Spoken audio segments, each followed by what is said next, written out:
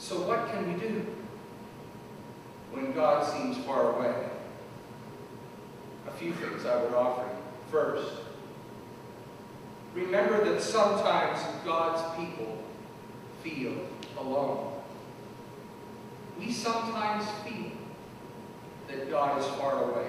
That is not unique to you or to me.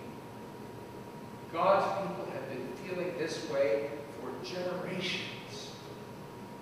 From time to time, God seems far away and we feel alone and abandoned. It's normal. Secondly, that means leave the guilt behind.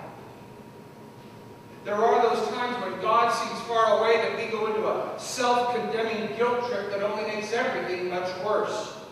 What did I do, we think to ourselves? What did I do to make God go away? The answer is nothing. God doesn't come and go because of what we do or don't do.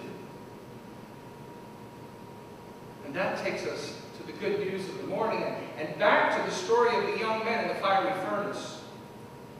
The rest of the story tells us that the boys were thrown into the fire, but when the king looked in, he saw 4 men instead of 3, and one of them, according to Scripture, had the appearance of a god.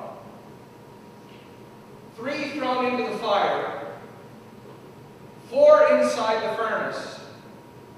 And when all was said and done, not only did they survive, but not a hair was singed, neither did they even smell of smoke. In the midst of that greatest dry season they were ever likely to face, they were not alone. The good news for the morning is this: God does not leave us. God does not forsake us. God does not abandon us. Jesus' promise still holds. I am with you always to the end of the age. True, God may seem far away. But as they tell you at every magic show, things are not always what they seem. God is with us. In our worst trials, in our driest times, God does not walk away, nor does God leave or forsake us.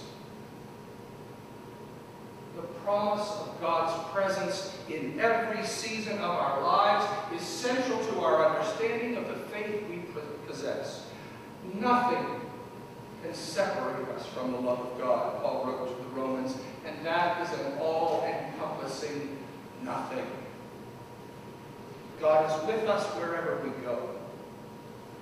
God is with us whatever season of life we happen to find ourselves walking through.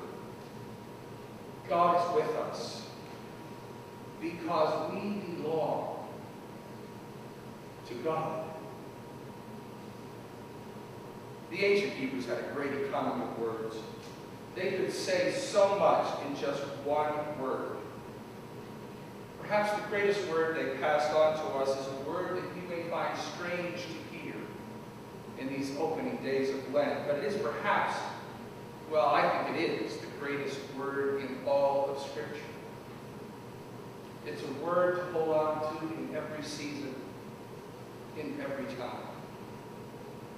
You already know it. The word is Emmanuel.